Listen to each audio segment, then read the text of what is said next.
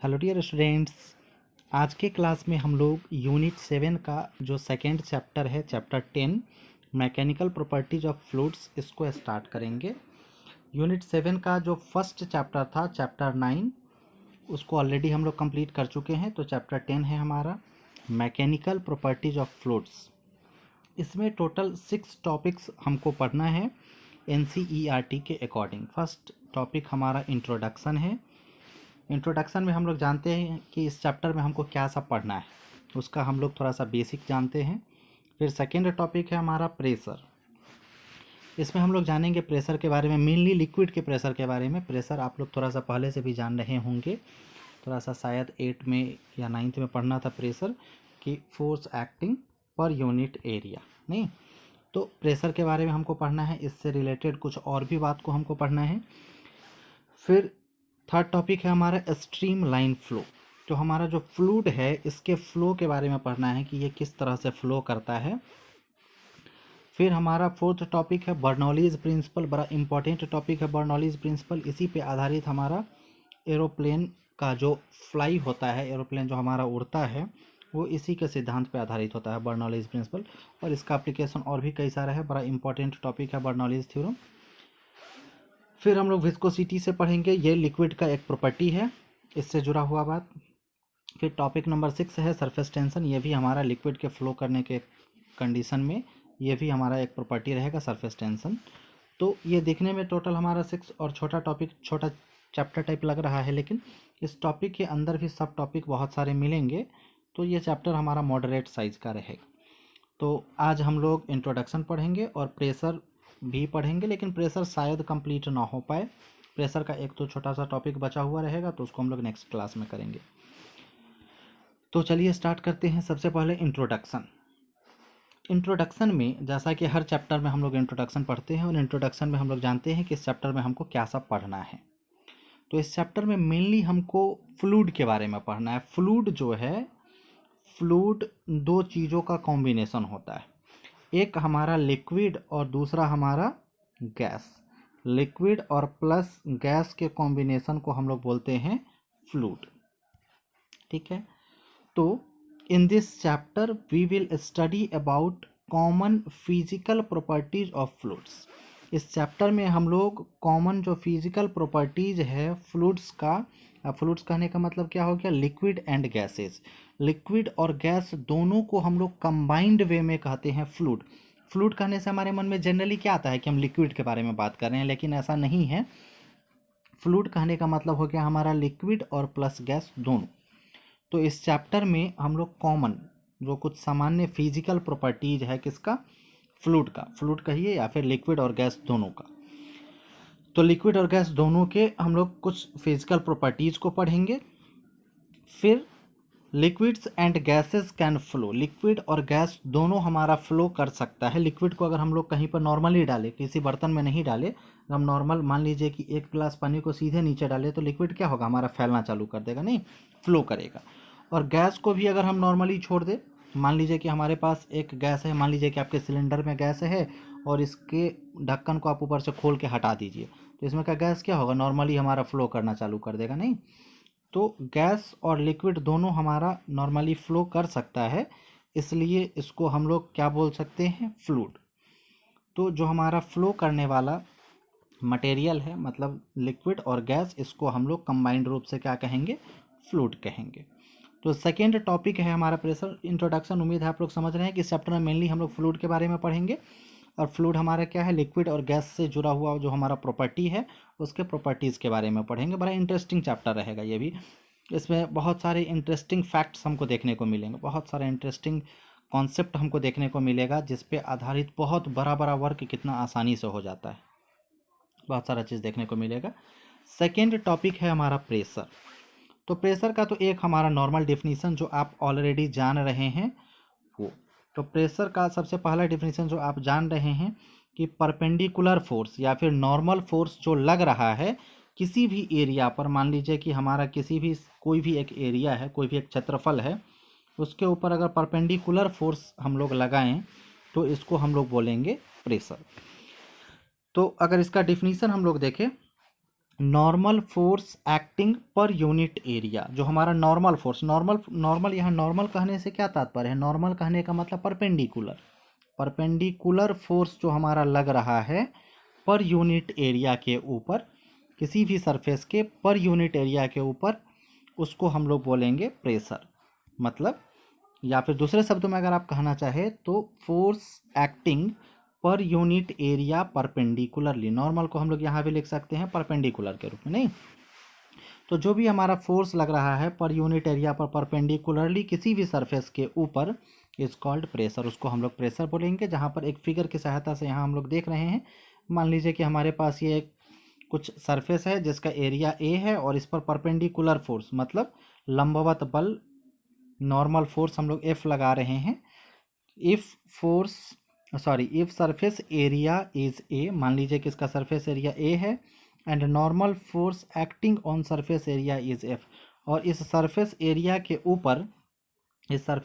ऊपर, जो perpendicular force या नॉर्मल फोर्स लग रहा है वो क्या है? हमारा एफ। देन प्रेशर, तो हमारा प्रेशर क्या हो जाएगा? नॉर्मल फोर्स मतलब परपेंडिकुलर फोर्स और डिवाइडेड बाय एरिया। इस नॉर्मल डेफिनेशन को, इस नॉर्मल बात को आप ऑलरेडी जान रहे हैं।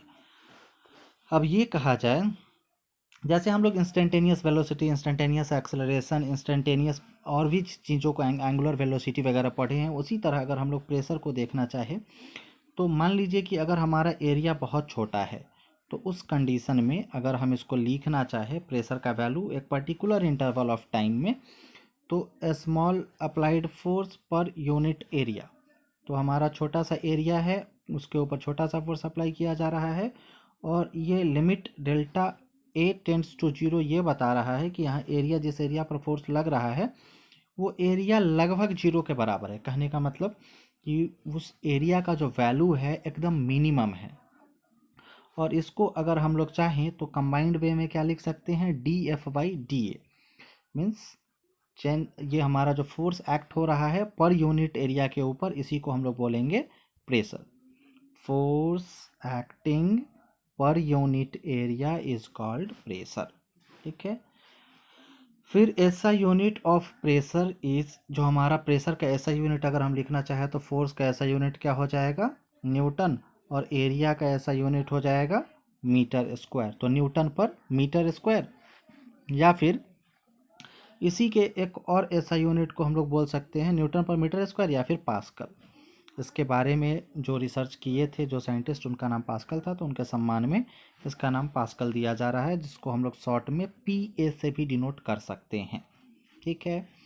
तो जो हमारा प्रेशर है, प्रेशर हमारा एक स्केलर क्वांटिटी है, उसका कोई पर्टिकुलर डायरेक्शन नहीं है। प्रेशर का हमारे दैनिक जीवन में बहुत सारा यूज है, हम लोग बहुत सारे जगहों पर प्रेशर का इस्तेमाल करते हैं। तो प्रेशर कहने का क्या मतलब, जो हम लोग यहाँ पे अभी समझे हैं force acting per unit area, इसको हम लोग एक बेसिक एग्जांपल से मान के चलते हैं। मान लीजिए कि नीचे हमारा मड है, नीचे हमारा कादो कीचड़ है, मान लीजिए कि यहाँ पर इतना बड़ा कीचड़ है और आपको इधर से उधर जाना है, ठीक है। तो इधर से उधर जाने के लिए एक हम ये काम कर सकते हैं कि यहाँ पर एक हम लोग पटरा डाल दें, इस तरह से चौड़ा सा पटरा, और इस पे हम चलते हुए आगे की तरफ इसको क्रॉस करें। तो जो फोर्स हम इस पर अप्लाई करेंगे वो फोर्स अप्लाई जो है हमारा कहाँ पर हो रहा है? पर यूनिट एरिया पे हो रहा है। तो हमारा पैर नीचे नहीं धंसेगा और हम आसानी से इस पार से उस पार चले जाएंगे, क्योंकि जो फोर्स हम अप्लाई करेंगे वो फोर्स इसके पूरे एरिया में बट जाएगा, नहीं, force acting per unit area हो जाएगा, मतलब प्रेशर में कन्वर्ट हो जाएगा, और उस प्रेशर की सहायता से हम लोग आसानी से चल पाएंगे। इसका बहुत सारा एग्जाम्पल है। जैसे ऊंट जो है रेगिस्तान में क्यों चल पाता है? क्योंकि उसका जो पैर है, रेगिस्तान में तो हमारा पैर धंसने वाला कंडीशन होता है बालू के कारण, तो जो हमारा ऊंट का पैर का निचला हिस्सा होता है वो जैसे ही नीचे पड़ता है वो थोड़ा सा फैल जाता है, मतलब उसका जो पैर है वो थोड़ा सा फैलने के कारण एरिया ज़्यादा कवर करता है, और एरिया ज़्यादा कवर करने के कारण प्रेशर जो डेवलप हो रहा है वो ज़्यादा एरिया पर डेवलप हो रहा है, जिसके कारण हमारा ऊँट आसानी से चल पाता है।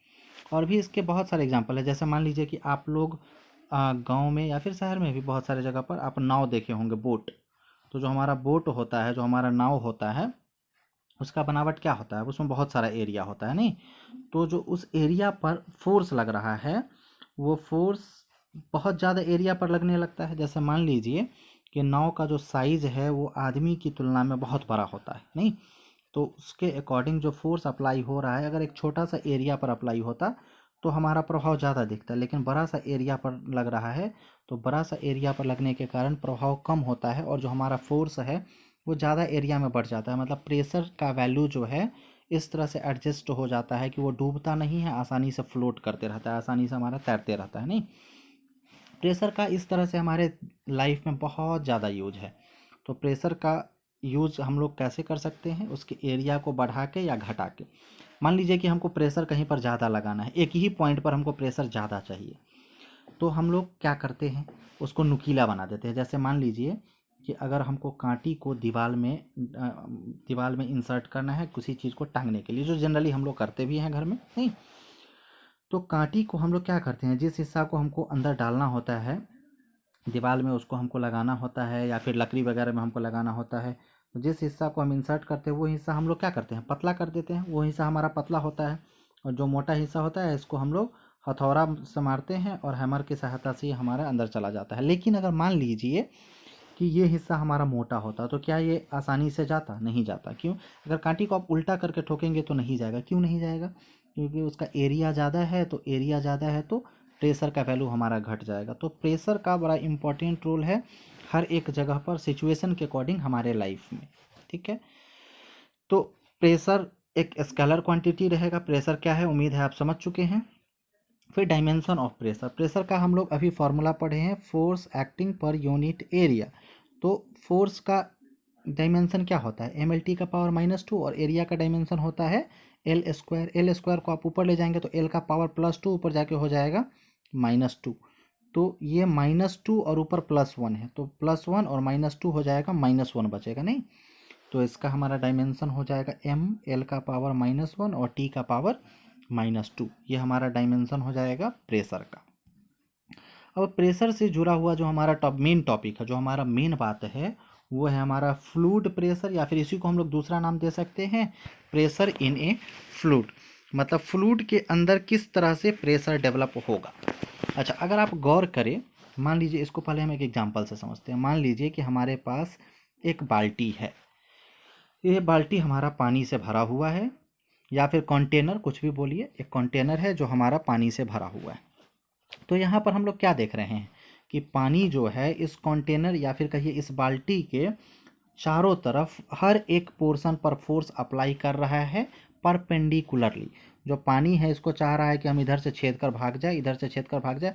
ये यहाँ पर देखने में चिपटा दिख रहा है, लेकिन आप इसको बाल्टी मान के चलिए। बाल्टी हमारा कैसा होता है, राउंड होता है, गोल सा होता है, और वो पानी से भरा हुआ हो अगर, तो चारों तरफ से उसमें जो वाटर है या फिर आप दूध डाल दीजिए, कोई भी लिक्विड डाल दीजिए, तो वो क्या करेगा, उसके सरफेस पर फोर्स लगा रहा होगा। मान लीजिए उदाहरण के तौर पर कि मेरे पास कोई एक छेद करने वाला चीज़ है, जिससे हम बाल्टी में यहाँ पर छेद कर दिया, कहीं पर भी किसी भी हिस्सा में, तो हम छेद करेंगे तो यहाँ से हमारा लिक्विड क्या होगा, बाहर निकलना चालू हो जाएगा परपेंडिकुलरली। नॉर्मली अगर कोई यहाँ पर छेद नहीं करके मान लीजिए यहाँ पर छेद कर दे, तो यहाँ से निकलना चालू हो जाएगा। इससे हम जहाँ पर हम छेद करेंगे वहीं से निकलना चालू हो जाएगा। नहीं, तो इससे हमको क्या पता चलता है, इससे हमको ये पता चलता है कि जो भी हमारा कंटेनर है उसके हर एक पॉइंट पर हमारा इक्वली फोर्स लग रहा है परपेंडिकुलरली। मतलब जो हमारा लिक्विड के द्वारा फोर्स लग रहा है पर्टिकुलर एरिया पर, उसको हम लोग बोलेंगे force acting per unit area. जो हमारा फोर्स लग रहा है लिक्विड के द्वारा पर यूनिट एरिया के ऊपर, पर यूनिट एरिया के ऊपर, पर यूनिट एरिया के ऊपर, इसको हम लोग बोलेंगे फ्लूइड प्रेशर या फिर प्रेशर इन ए फ्लूइड। उम्मीद है आप लोग इस चीज़ को समझ रहे हैं। अच्छा, इसी चीज़ को हम लोग गैस के रिस्पेक्ट में भी देख सकते हैं। मान लीजिए कि हमारे पास गैस सिलेंडर है और गैस सिलेंडर हमारा इस तरह से पैक्ड है, ठीक है। अब मान लीजिए कि गैस में किसी कारण से, या फिर मान लीजिए हम अगर किसी चीज़ से यहाँ पर अगर होल कर दे, छेद कर दे, तो गैस क्या होगा, यहाँ से तेज़ी में निकलने लगेगा। अगर यहाँ पर किसी का मन होना छेद करके कोई यहाँ पर करे तो यहाँ से निकलने लगेगा। मतलब इससे हम ये बताना चाह रहे हैं कि गैस पार्टिकल जो है, जो हमारा गैस है, वो भी जिस कंटेनर में रखा हुआ है, जिस बर्तन में रखा हुआ है, उसमें हर एक पोर्शन पर परपेंडिकुलरली फोर्स लगा रहा है। तो फ्लूइड कहने का मतलब गैस या फिर हमारा लिक्विड, ये हमारा सरफेस पर परपेंडिकुलरली फोर्स अप्लाई कर रहा होता है, जिसके कारण ये हमारा फोर्स अप्लाई कर रहा है पर यूनिट एरिया पर। मतलब ये प्रेशर एग्जर्ट कर रहा है, प्रेशर लगा रहा है, ठीक है। तो इसको अगर हम डिफाइन करना चाहें तो व्हेन ए लिक्विड, लिक्विड कहने का मतलब क्या, व्हेन ए फ्लूइड, फ्लूइड कहने का मतलब या तो लिक्विड या फिर gas. When A fluid either liquid और गैस, या तो लिक्विड या फिर गैस, इज एट रेस्ट, अगर हमारा लिक्विड या गैस रेस्ट कंडीशन में हो, it exerts a force perpendicular to any surface in contact with it और द कंटेनर सरफेस। मतलब कि अगर किसी फ्लूइड को या फिर कहिए लिक्विड और गैस को रेस्ट में रखा हुआ है, मान लीजिए कि रेस्ट में रखा हुआ है किसी कंटेनर में, तो वो क्या करता है, फोर्स एक्सर्ट करता है। कैसा फोर्स, परपेंडिकुलर फोर्स अप्लाई कर रहा है टू एनी सरफेस, जिस सरफेस, जिस कंटेनर में वो रखा हुआ है उसके सारे सरफेस पर, उसके पूरे सरफेस पर फोर्स अप्लाई करता है। और कैसा फोर्स अप्लाई कर रहा है, तो परपेंडिकुलर फोर्स अप्लाई कर रहा है इन कॉन्टैक्ट विथ इट, मतलब उस लिक्विड या गैस के कॉन्टैक्ट में जो भी सरफेस रहेगा उस सरफेस पर परपेंडिकुलर फोर्स अप्लाई होगा, नहीं, और द कंटेनर सरफेस, या तो हम दो तरह से इस बात को बोल सकते हैं, या फिर जिस जो सरफेस उस लिक्विड के या फिर फ्लूइड के कहिए कांटेक्ट में रहेगा, लिक्विड या गैस के कांटेक्ट में रहेगा उस सरफेस पर, अच्छा है कहिए जिस बर्तन में रखा हुआ है उस बर्तन के सरफेस के ऊपर परपेंडिकुलर फोर्स अप्लाई करेगा, तो उसको हम लोग बोलेंगे फ्लूइड प्रेशर या फिर प्रेशर इन ए फ्लूइड। अगर हम फ्लूइड प्रेशर का डेफिनेशन लिखना चाहे तो perpendicular force divided by area, जो परपेंडिकुलर फोर्स अप्लाई हो रहा है किसके द्वारा, गैस या लिक्विड के द्वारा, और डिवाइडेड बाई जो हमारा एरिया रहेगा सरफेस का, वो सरफेस का एरिया। फिर है यूनिट ऑफ फ्लूइड प्रेशर। अब जो हमारा फ्लूइड प्रेशर है इसका हम यूनिट लिखना चाहें तो सेम पास्कल, या फिर हम लोग न्यूटन मीटर स्क्वायर, न्यूटन पर मीटर स्क्वायर भी लिख सकते हैं। तो 1 पास्कल इक्वल टू होता है 1 न्यूटन पर मीटर स्क्वायर, इसको हमको ध्यान में रखना है। और जो मेट्रोलॉजी, मेट्रोलॉजी कहने का क्या मतलब, जो हमारा मौसम विज्ञान है इसमें जो जनरली यूज़ में आता है वो एक दूसरा यूनिट आता है बार। जनरली आप सुनेंगे कि समुद्र के एरिया में जो हमारा प्रेशर है वो इतना बार का है, तो एक दूसरा यूनिट हमारा हो सकता है प्रेशर का, वो है हमारा बार। तो 1 बार इक्वल टू होता है 10⁵ पास्कल, या फिर इसी को बोल सकते हैं 1 बार इक्वल टू 10⁵ न्यूटन पर मीटर स्क्वायर, क्योंकि 1 पास्कल हमारा 1 न्यूटन पर मीटर स्क्वायर के बराबर होता है, तो ऐसा भी बोला जा सकता है। अब फिर हमको जानना है एटमॉस्फेरिक प्रेशर। एटमॉस्फेरिक प्रेशर क्या होता है, ये सुनने को आपको कभी मिला होगा। जनरली इसका इस्तेमाल समुद्री एरिया में किया जाता है, या फिर अगर आप रेलवे स्टेशन वगैरह पर जाएंगे ना तो वहाँ पर देखिएगा कि आपका लिखा रहेगा कि प्रेशर, कि ये समुद्री एरिया के कंपैरिजन में यहाँ का प्रेशर इतना है। नहीं, तो एटमॉस्फेरिक प्रेशर कहने का क्या मतलब, वातावरण का प्रेशर कैसा है। तो इसको अगर हम डिफाइन करना चाहे तो it is the pressure of Earth's atmosphere, ये हमारे पृथ्वी के जो वातावरण का प्रेशर है, जो हमारे अर्थ के एटमॉस्फेयर का जो प्रेशर है, इसी को हम लोग बोलते हैं एटमॉस्फेरिक प्रेशर।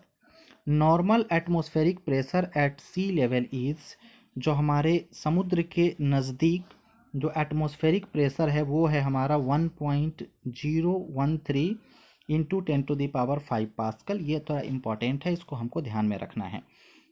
ये समुद्र तट के निकट जो हमारा एटमॉस्फेरिक प्रेशर होता है वो हमारा इतना है। रेलवे स्टेशन पर हमको एक आध जगह देखने को मिला, अगर आप भी गौर करेंगे तो मिलेगा, वहाँ पे ये लिखा रहेगा कि वो जो लोकेशन है, जैसे मान लीजिए वाराणसी या कोई भी स्टेशन है, तो वहाँ पर ये लिखा रहेगा कि ये समुद्री तट की तुलना में यहाँ का एटमॉस्फेरिक प्रेशर जो है वो 5.2 है, 1.3 है, 3.1 है, अप्रॉक्स में वो लिखा रहेगा कि इतना है। तो 1 एटमॉस्फेरिक प्रेशर जो होता है 1 ATM, इसको जो हम लोग शॉर्ट में बोल रहे हैं atmospheric pressure, 1 atmospheric pressure equal to होता है 1.013 इंटू 10⁵ पास्कल। इसका इस्तेमाल ऑलरेडी हम लोग क्वेश्चन बनाने में किए भी हैं पिछले चैप्टर में, तो इस डाटा को हमको याद रखना है कि 1 atmospheric pressure equal to 1.013 into 10⁵ pascal. फिर है another unit of atmospheric pressure is bar. एक दूसरा यूनिट जो हमारा एटमॉस्फेरिक प्रेशर का है वो बार है, या फिर एक और इस्तेमाल होता है टॉर, TORR, टॉर। तो टॉर और बार के बीच एक छोटा सा रिलेशन है, लगभग सेम है लेकिन एक छोटा सा रिलेशन है। तो 1 एटमॉस्फेरिक प्रेशर इक्वल टू होता है 1.01 बार या फिर 760 टॉर। मतलब 1 एटमॉस्फेरिक प्रेशर इक्वल टू जो है 1 ATM इक्वल टू 1.01 बार या फिर 760 टॉर। इस रिलेशन को हमको याद रखना है, ये आपके कॉम्पिटिटिव एग्जाम में फ़ायदा पहुंचाएगा आपको। फिर है उसके बाद absolute pressure and gauge pressure. Absolute pressure किसको बोलते हैं और गॉज प्रेशर किसको बोलते हैं, इसको हम लोग समझते हैं। ठीक, तो जो वातावरण का जो हमारा एक्सेस प्रेशर होता है, एटमॉस्फेरिक प्रेशर, उसको हम लोग बोलते हैं गॉज प्रेशर। एक्सेस प्रेशर कहने का क्या मतलब हुआ, जो हमारा वातावरण का जो नॉर्मल प्रेशर है, मान लीजिए कि वातावरण का नॉर्मल प्रेशर अभी हम लोग देखें कितना 1.013 into 10⁵ pascal.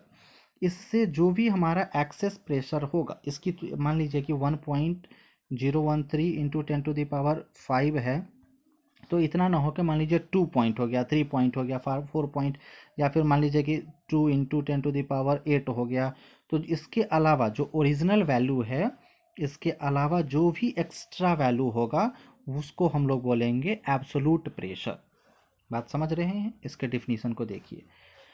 The excess pressure एवव the atmospheric pressure, जो हमारा एटमॉस्फेरिक प्रेशर है 1.013 इंटू 10⁵ पास्कल, उससे एक्सेस जो हमारा प्रेशर रहेगा, उससे जो ज़्यादा हमारा प्रेशर रहेगा, उसको हम लोग बोलेंगे उसको हम लोग बोलेंगे एब्सोल्यूट प्रेशर। ठीक है, इस बात को हमको याद रखना है। फिर सॉरी उल्टा बोल दिए, उसको हम लोग बोलेंगे गॉज प्रेशर। और जो हमारा टोटल प्रेशर रहेगा, टोटल प्रेशर कहने का क्या मतलब, जो हमारा नॉर्मल वातावरण का प्रेशर है, वो वातावरण का प्रेशर और प्लस जो हमारा एक्स्ट्रा प्रेशर है, उस दोनों के सम को हम लोग बोलेंगे एब्सोल्यूट प्रेशर। ठीक है, एक बार और देखिए। The excess pressure एवव the atmospheric pressure, जो एटमॉस्फेरिक प्रेशर है, जो हमारा वातावरण का प्रेशर है, उससे ज़्यादा जो भी प्रेशर रहेगा उसको हम लोग बोलेंगे गॉज प्रेशर। और जो हमारा एक्स्ट्रा प्रेशर है और प्लस जो हमारा ओरिजिनल वातावरण का प्रेशर है, इस दोनों के सम को हम लोग बोलेंगे एब्सोल्यूट प्रेशर। आसान बात ही है, उसको हम थोड़ा सा शुरू में उल्टा समझा दिए थे।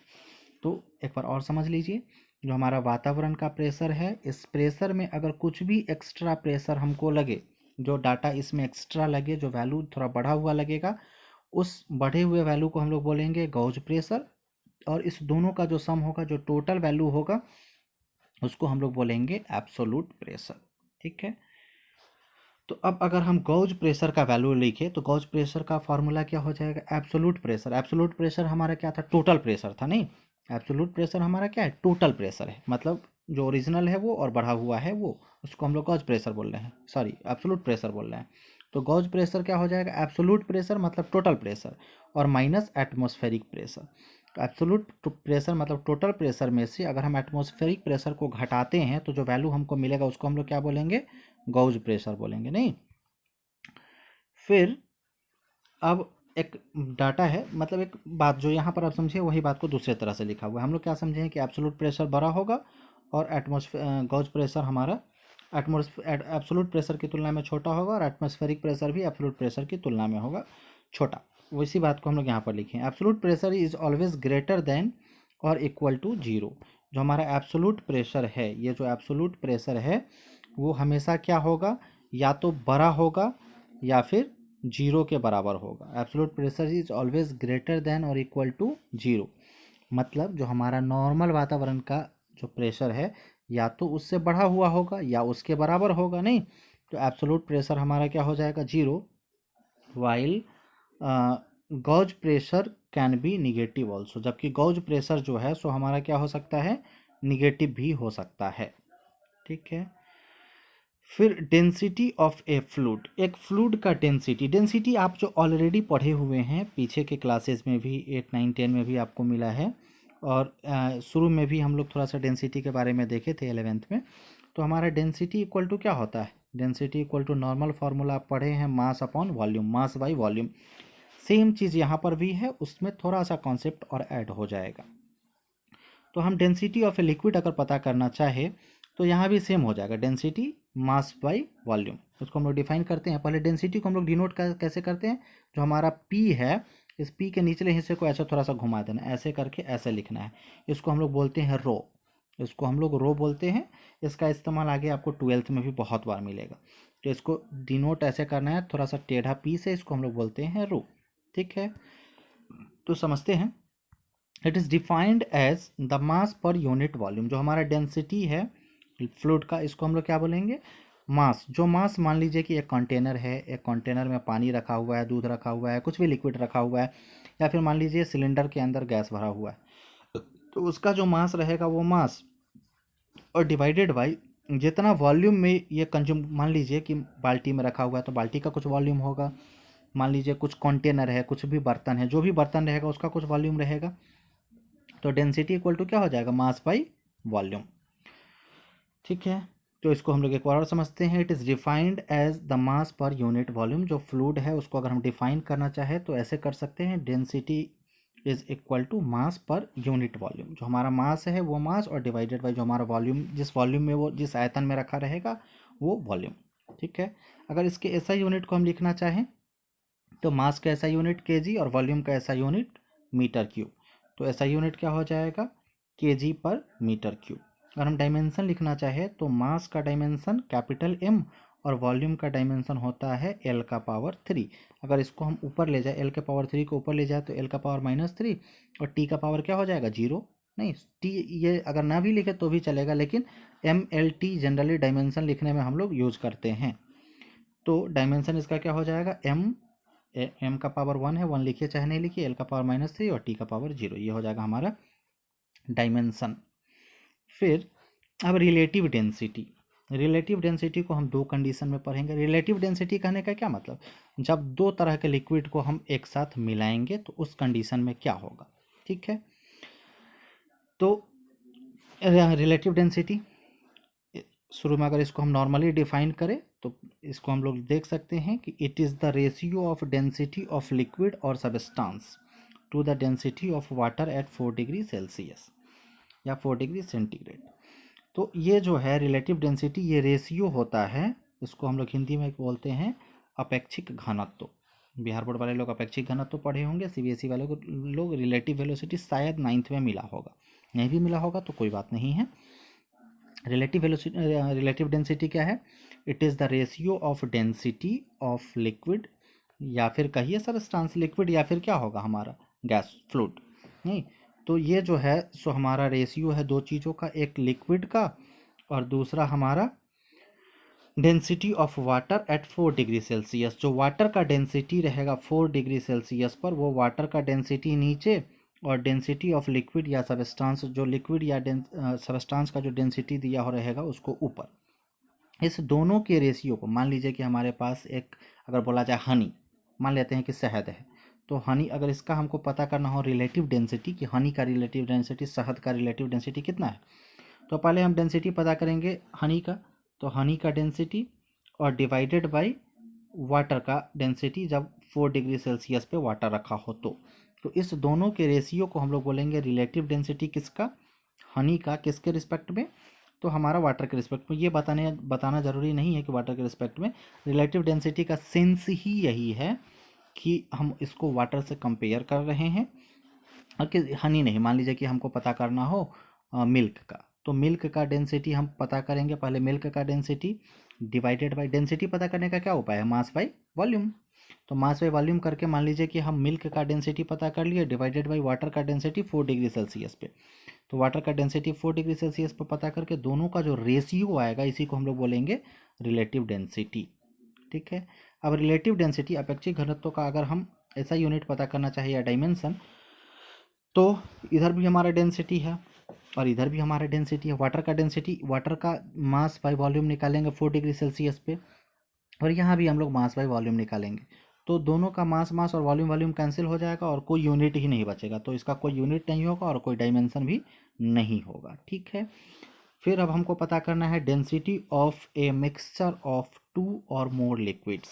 दो या ज़्यादा लिक्विड को अगर हम मिलाएं तो उसका हमको पता करना है कि डेंसिटी क्या होगा। इसमें दो कंडीशन है। Case 1, suppose 2 liquids of densities ρ1 and ρ2 having masses m1 and m2 are mixed together.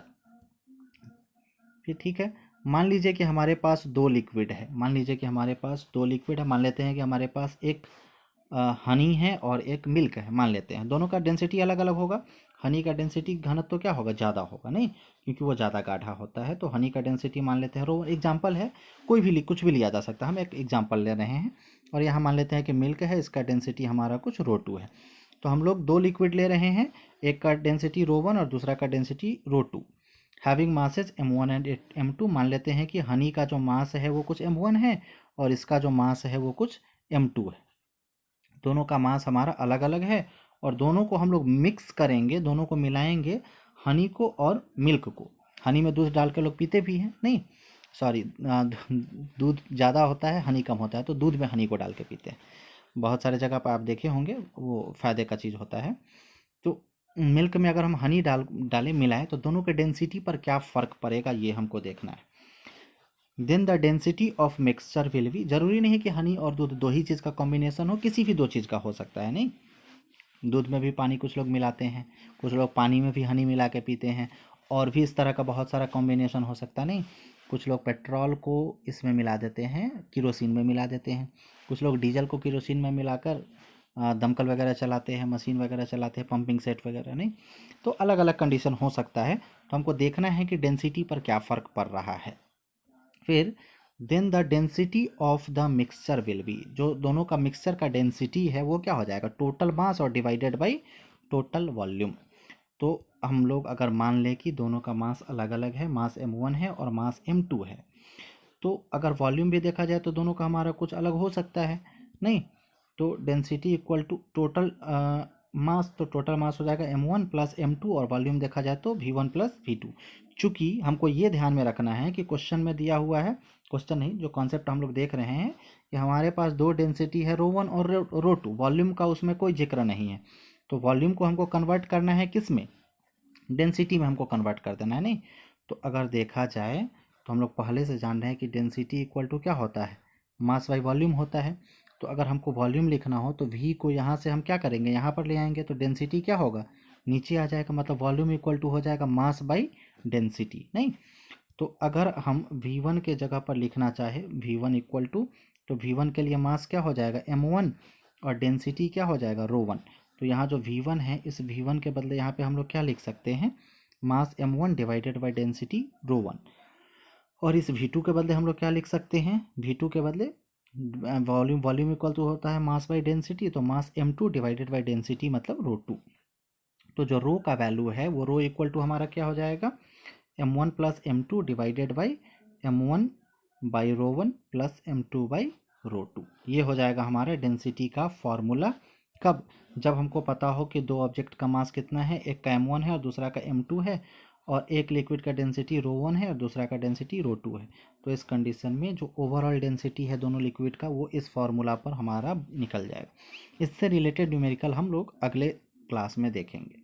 ठीक है, अब मान लीजिए कि दोनों लिक्विड का मास हमारा सेम है, m1 और m2 दोनों सेम है, मतलब मान लिया जाए कि m1 बराबर है m2 के, और दोनों का मास मान लेते हैं कि बराबर है 1 kg या 2 kg, कुछ भी, दोनों का क्या है, सेम है, तो मान लेते हैं कि दोनों का मास हमारा m है। तो इस कंडीशन में हमारा टोटल डेंसिटी कितना होगा, मतलब if both masses are same, अगर दोनों मास सेम हो, मतलब m1 बराबर है m2 के, बराबर मान लेते हैं कि m के, तो m1 का वैल्यू और m2 का वैल्यू दोनों सेम है, तो मान लिए m है दोनों का वैल्यू, तो m plus m divided by m1 by ρ1। तो m1 का वैल्यू मान लेते हैं कि कितना है, m है, और m2 का वैल्यू भी मान लेते हैं कि m है। ठीक है, तो दोनों का वैल्यू, दोनों मास का वैल्यू सेम है, तो m plus m divided by m by ρ1 plus m by ρ2। अब m प्लस m क्या हो जाएगा 2m, और इस दोनों में m कॉमन है, तो m को हम बाहर निकाल सकते हैं, तो m को हम बाहर निकालेंगे तो यहाँ क्या बचेगा 1 बाई ρ1। मान लीजिए कि m को हम बाहर निकाल दिए, तो यहाँ बचेगा 1 बाई ρ1 और 1 बाई ρ2। अगर इसका हम बटा पर का जोड़ करें तो ρ2 हमारा जाके इधर गुना हो जाएगा, मतलब इधर हो जाएगा ρ2, और ρ1 से इधर 1 में मल्टीप्लाई होगा तो हो जाएगा ρ1, और इस दोनों का एलसीएम नीचे हो जाएगा ρ1 इंटू ρ2, मतलब m कॉमन होकर बाहर है तो m, और यहाँ जो m प्लस m 2m है, ये m से हमारा m कैंसिल, और बचेगा हमारा कितना, मतलब m से m कैंसिल होने पे हमारे पास बचेगा ऊपर 2, और ये जो हमारा नीचे ρ1 इंटू ρ2 है, ये ऊपर घूम के जाके इसमें मल्टीप्लाई हो जाएगा। नहीं, तो घूम के मल्टीप्लाई करने पर हम लोग रो इक्वल टू फाइनली लिख सकते हैं 2 into ρ1 into ρ2 divided by ρ1 plus ρ2।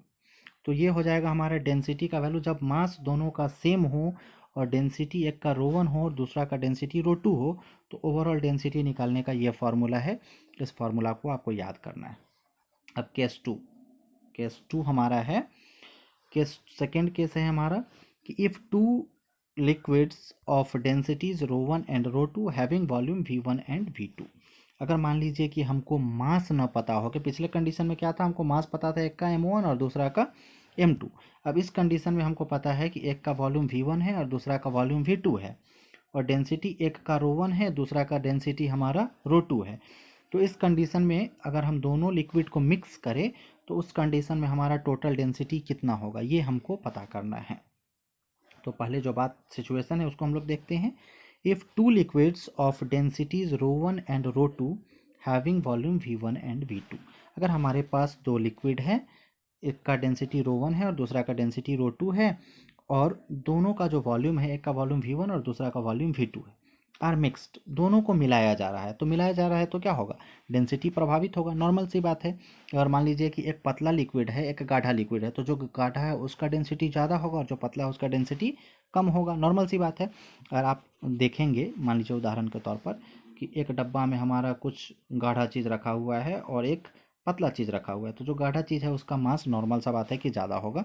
इसको हम लोग एक एग्जाम्पल से समझते हैं। मान लीजिए उदाहरण के तौर पर कि हमारे पास एक कंटेनर, 3 कंटेनर, ठीक है। 3 कंटेनर में मान लीजिए कि एक में हम पानी, तीनों का वॉल्यूम सेम है, मान लीजिए कि तीनों का 1000 centimetre cube, 1000 centimetre cube, 1000 centimetre cube. तीनों कंटेनर में मान लीजिए एक में पानी रखा हुआ है, एक में मोबिल रखा हुआ है, और एक में मान लीजिए कि लोहा को पिघला कर रखा हुआ है।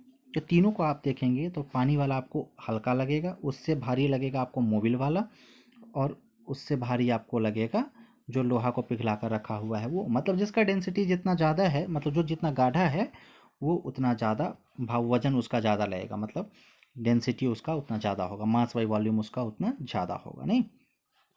तो आते हैं सिचुएशन पे कि हमारे पास एक दो लिक्विड है, एक का डेंसिटी ρ1, दूसरा का डेंसिटी ρ2, एक का वॉल्यूम v1 और दूसरा का वॉल्यूम v2 है। दोनों को अगर मिलाया जाए तो जो हमारा टोटल, नीचे वाला काटा हुआ है, लाइनिंग नहीं है, तो जो हमारा टोटल डेंसिटी मान लेते हैं कि टोटल डेंसिटी अगर हम देखें तो क्या हो जाएगा, total mass divided by total volume. तो टोटल मास, देखिए ये जो हमारा डाटा है इसमें मास का कहीं कोई जिक्र नहीं है, मास नहीं दिया हुआ है, फिर भी हम लोग डेंसिटी के फॉर्मूला को लेके चलेंगे। Total mass m1 plus m2 और डिवाइडेड बाई टोटल वॉल्यूम हो जाएगा v1 प्लस v2, नहीं। तो अब हमको क्या करना है, ये जो मास है इसको कन्वर्ट करना है किसके रिस्पेक्ट में, वॉल्यूम और डेंसिटी के रिस्पेक्ट में। तो हम लोग डेंसिटी इक्वल टू क्या जानते हैं, डेंसिटी इक्वल टू जानते हैं मास अपॉन वॉल्यूम। तो मास इक्वल टू क्या हो जाएगा, वॉल्यूम जाकर डेंसिटी में गुना हो जाएगा, वॉल्यूम इंटू डेंसिटी, वही हम लोग लिखे हैं। चूंकि मास इक्वल टू होता है डेंसिटी इंटू वॉल्यूम, यहाँ से आप इस चीज़ को समझ सकते हैं, नहीं पहले से भी आप फॉर्मूला जान रहे हैं, वहाँ से भी अगर हम मास को लिखे तो मास इक्वल टू क्या हो जाएगा, डेंसिटी इंटू वॉल्यूम। तो यहाँ पर अगर हम m1 लिखे फर्स्ट मास के लिए, तो फर्स्ट का हमारा डेंसिटी कितना था ρ1 और वॉल्यूम कितना था v1, तो ρ1 इंटू v1। और m2 सेकेंड मास के लिए लिखना चाहें तो सेकेंड का डेंसिटी ρ2 और वॉल्यूम v2, तो ρ2 इंटू v2, नहीं। अब अगर हम डेंसिटी लिखना चाहें तो total mass m1 plus m2 divided by v1 plus v2, total mass by total volume था। तो m1 का वैल्यू हम लोग कितना निकाले हैं, ρ1 v1, और m2 का निकाले हैं ρ2 v2। तो ρ1 v1 plus ρ2 v2 divided by v1 plus v2, नहीं। अब अगर मान लिया जाए ये दोनों कंडीशन में वॉल्यूम हमारा सेम है, v1 बराबर है v2 के, और ये इसको मान लेते हैं कि बराबर है v के, ठीक। तो उस कंडीशन में जो हमारा वॉल्यूम है वो सेम है, तो v1 और v2 दोनों की जगह पर हम लोग क्या रख सकते हैं, v रख सकते हैं। v1 और v2 दोनों की जगह पर हम लोग रख सकते हैं v। तो ऊपर वाले में से, दोनों में से हमारा v कॉमन आ जाएगा, तो ρ1 प्लस ρ2 इंटू वी, और divided by v1 plus v2 हो जाएगा हमारा 2v।